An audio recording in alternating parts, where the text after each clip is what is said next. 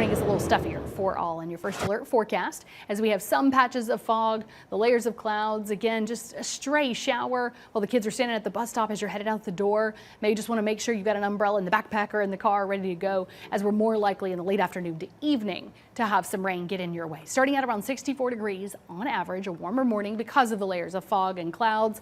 And again, couple sprinkles, especially far northeast Tennessee. So we'll continue with this cloud cover moving around, but then notice we don't really start seeing more rain develop until the afternoon. Some stray pop-ups in the mountains, DeKalb County and Greene County.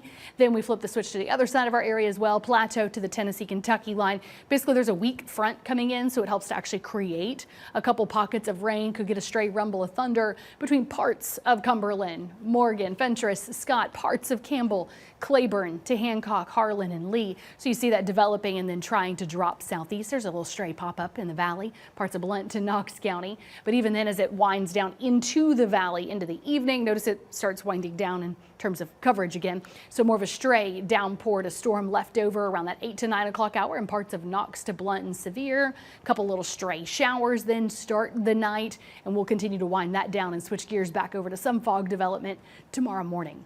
So for that rainfall potential, again, you can see just the stray sprinkles and then the dots of rain in our area. These bright greens to blues, that's where it goes from about 1/4 to 1/2 inch. But overall, only about 20% of our area actually seeing that rain. But we do see that dotted throughout parts of the valley, foothills and mountains, Plateau to the Tennessee-Kentucky line. So for your Friday planner, we're really still on the warm side, still on the muggy side with spotty rain. Mostly cloudy day. Go from 64 to start to 75 at noon with that high today of 81. As we mix all that together in the first alert forecast where you live, you can see this does give us some uneven heating too, upper 70s to low 80s. I think you get closer to 83 in Athens, to 82 Oak Ridge, 81 in Knoxville. Heat up closer to 77 today in Crossville and 79 Jamestown. There's one of those pockets just popping up for the second half. 78 today in La Follette and Middlesboro, one of those spots of rain right over you at 4 o'clock hour. 80 Newport to 79 in Sneedville as we turn up a couple of showers and storms today, but leave that heat and humidity up pretty well for the weekend. So that's where we see the fog in the morning, but a beautiful sunshine-filled Saturday afternoon. So tomorrow your planner is still on the warm side, going from 63 in the morning, still well above average, 76 at noon with a high tomorrow of 84.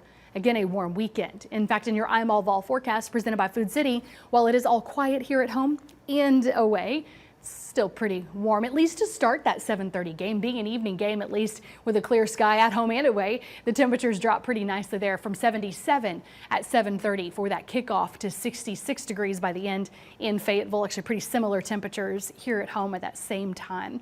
I want to stress something that I'm also keeping an eye on for you here.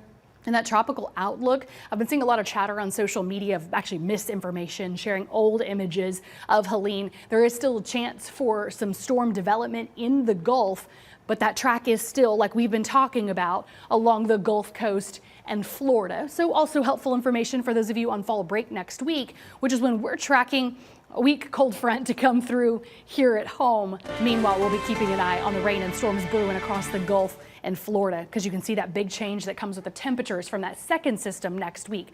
While both are only bringing spotty rain, that second system really will bring down those temperatures to chilly mornings and cooler afternoons.